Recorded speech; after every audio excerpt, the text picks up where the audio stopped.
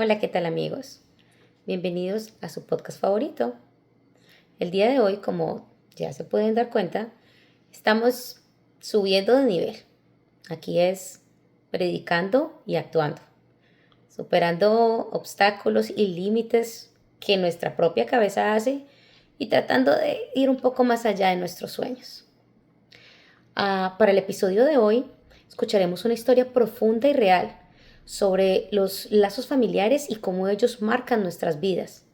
Hoy hablaremos de cuando se rompe nuestra confianza con esas personas que nos dieron la vida, de amores que traicionan promesas sagradas y de familia que a pesar de no compartir la sangre nos acogen en sus manadas. A través de un relato que nos tocará el corazón, nos adentraremos a los momentos más oscuros, pero también a aquellos momentos llenos de amor inesperado. Quédate con nosotros para un episodio lleno de reflexiones, en donde entenderás que cada uno de nosotros cargamos un costal. Ahora estamos entre parceros, el podcast. Esta es la historia de mi querida Catalina. Mi historia empieza con mi mamá. Cuando ella fue una niña, no tenía padres. Fue abandonada en una casa de unas personas con mucho dinero. Pero cuando ella tenía 5 años, tiene que ver cómo a su madre adoptiva la ahorcan frente a sus ojos. Y nuevamente tuvo que moverse a otro lugar, donde la puso mi abuelo. Mi mamá cuenta que mi abuelo era un paisa muy respetado, conservador, político, un duro del pueblo. Él la envió a un lugar donde la pudieran cuidar, pero allí solo recibía malos tratos. Le tiraban la comida debajo de las escaleras. Recibía maltratos psicológicos y verbales. Mi abuelo se entera de eso y decide ponerla en un internado. Allí crece mi mami. Un día, en una de las salidas que les daban en el internado, una de sus amigas le dice que en el pueblo había llegado un culebrero, de esos que te leen el futuro y te adivinan la suerte. Ah, y así conocería a mi padre. Mi mami tenía 19 años y él 29. Supongo que fue amor a primera vista, porque prácticamente él se la robó. Él viajaba mucho y ella con él, hasta que se embarazó de mí y además se enteró que él tenía otra familia. Los 10 primeros años de mi vida fuimos mi mami y yo contra el mundo. Solo nos teníamos la una a la otra. Recuerdo que amaba las Barbies y los unicornios. Yo era tan feliz. Para cuando cumplí los 11 años, mi mamá conoció a su esposo, el que sería el padre de mi hermano menor. Y por azares de la vida, tuve que irme a vivir con mi padre a la capital. Allí empezaría mi karma. Su otra familia siempre supo de mi existencia. Recuerdo que cuando fui a vivir con él, antes de entrar a la casa, me dijo que no podía refutar ni decir nada, porque si no, ellos iban a envenenarme. Tenía 2 hermanos por parte de mi papá. Mi hermana ni siquiera me permitió que yo durmiera con ella. Mi hermano fue un poco más amable. Y a la esposa de mi papá, ella ni siquiera me determinaba. Para el día siguiente había una persona encargada de mi servicio, aparte de la persona que le ayudaba a ellos. Yo solo podría comunicarme con esa persona. Todos los días lloraba. Ni siquiera me permitían comunicarme con mi mamá. La situación en la casa de mi papá se puso tan difícil que decidió pagarme una habitación. Fue así como a los 12 años me encontraba viviendo completamente sola. Mi papá pagaba el alquiler de mi cuarto y la comida mía.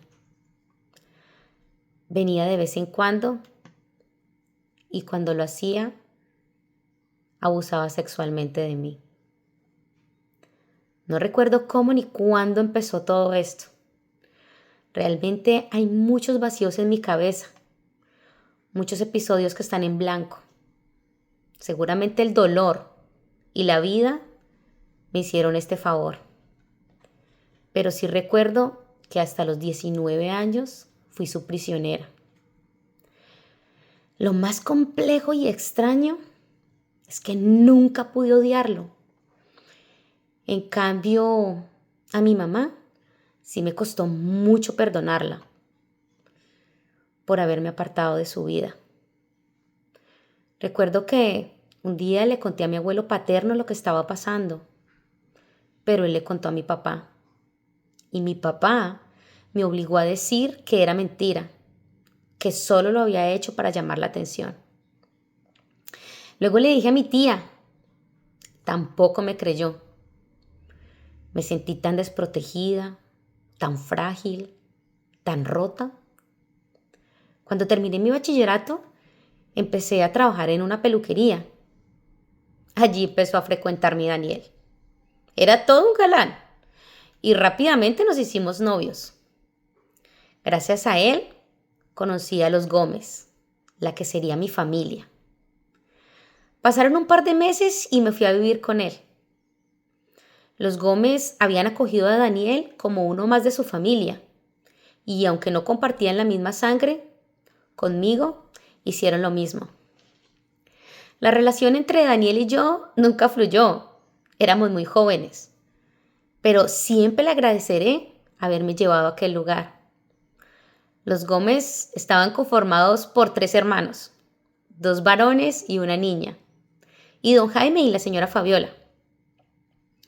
Por fin sentí que la vida se portaba generosa conmigo. De ellos recibí grandes regalos. Una hermana, María. María se volvió mi lugar seguro. Éramos, o somos mejor, una dupla perfecta. Siempre hemos estado la una para la otra. Y también me regaló el que ha sido y será el amor de mi vida. Rodrigo era el mayor de los Gómez, un morenazo, de esos hombres que cuando lo ves transmiten seguridad, respaldo. Y eso fue él en mi vida. Se convirtió en mi superhéroe. Yo tenía 19 años. Él me arrebató de las garras de mi padre. Para esa época prestaba el servicio militar. Verlo en traje de servicio me volvía loca. Era tan masculino, pero a la vez tan amoroso, con un gran temperamento, pero a la vez tan dócil. Yo era su amor y él era el mío. Nos casamos en solo un par de meses, mientras él estaba todavía en el ejército. Yo estaba tan feliz de tenerlo en mi vida. Yo fui tan de él que le conté lo que había vivido con mi padre. Recuerdo tanto que él fue a buscarlo para decirle y dejarle claro que ahora él estaba ahí y que nunca nadie más podría hacerme daño. Era mi luz. Lo amé con mi alma, la misma alma que un día rompió. Todo empezó cuando un día no llegó a la casa y luego otro y otro y empezó a hacerse más frecuente. Las peleas se volvieron el pan de cada día. Ahora lo que antes le gustaba, le incomodaba. Y para rematar, un día fue al doctor y me descubrieron una enfermedad de transmisión sexual. Y ese sería el principio del fin. Viví tantos momentos duros. No comprendía cómo nuevamente un hombre venía a quebrarme. ¿Por qué yo? ¿Por qué él? ¿Por qué de nuevo esta mierda? Rodrigo se perdió en ella y nos dejamos ir. Tuve que verlo cómo hacía su vida con esa nueva mujer con la que me había engañado. Perdí al esposo, pero nunca perdí al amigo. Y nunca dejé de ser Gómez. De hecho, María y Carlos, los dos hermanos menores, me hicieron tía. Doy gracias al cielo por ello. Esas dos niñitas llegaron a despertar en mí ese deseo profundo de amar a alguien que no es tuyo. Me refugié en crecer, me reinventé una y otra vez. Tuve 2001 emprendimientos. Pasaron un par de años y para un mundial de fútbol llegó Diego a mi vida. Él era un mago. Nunca tuvimos un día igual. Siempre tenía algo nuevo para hacer. Con él viví experiencias hermosas. Él llegó a curar lo que otro rompió. Íbamos a conciertos, al cine, asados, cabañas, viajes. Vivimos libertad, mucha libertad. Duramos juntos unos 4 años. Fue una experiencia hermosa. Pero después de un tiempo, la relación cambió y nos volvimos buenos amigos.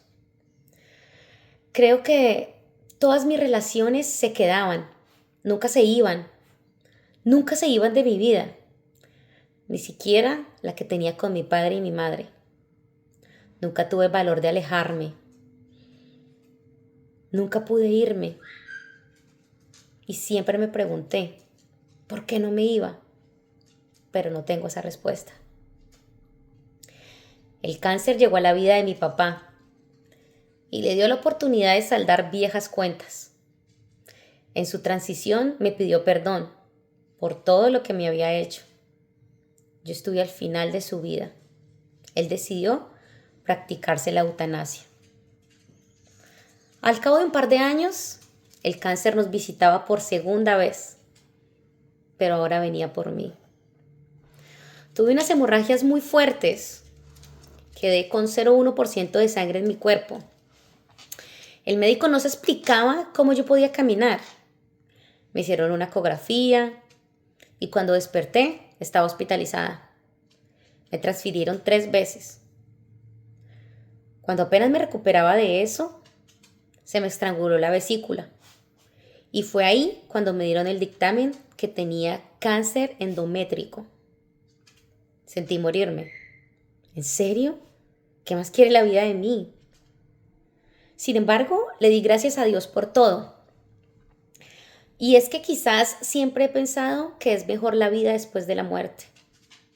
De hecho, pienso que la muerte es un lindo regalo. Viví mi proceso con mucho amor y gratitud.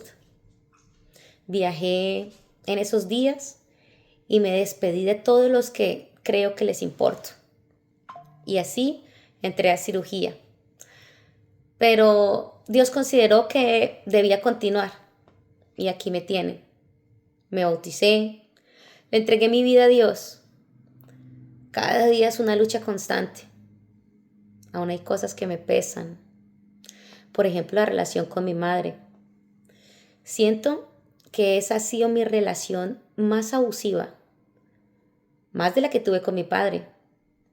Abusiva en lo económico, abusiva en lo emocional. De hecho, recuerdo que hace un par de meses me pidió perdón, pero siento que lo hizo más por ella que por mí. Nunca había tenido esta conversación con nadie, pero ha sido tan liberadora. Nunca tengan miedos, apegos y mucho menos cargas de otras personas. La felicidad debe depender solo de nosotros, de cómo te veas a ti mismo, de cómo te trates. Si pudiera darle un consejo a mi niña de 11 años, le diría, corre muy lejos, no te detengas por nadie. Si pudiera decirle algo a mi mamá de esa época, le diría, no me alejes de tu lado, cuídame, el mundo está lleno de maldad. Cuiden con amor lo que con dinero no puedes comprar. Si te gustó este episodio, no olvides calificarnos en la plataforma. También puedes dejar sus mensajes de temas que quisieran escuchar aquí para una próxima ocasión. Gracias por escucharnos, parceros. Un abrazo.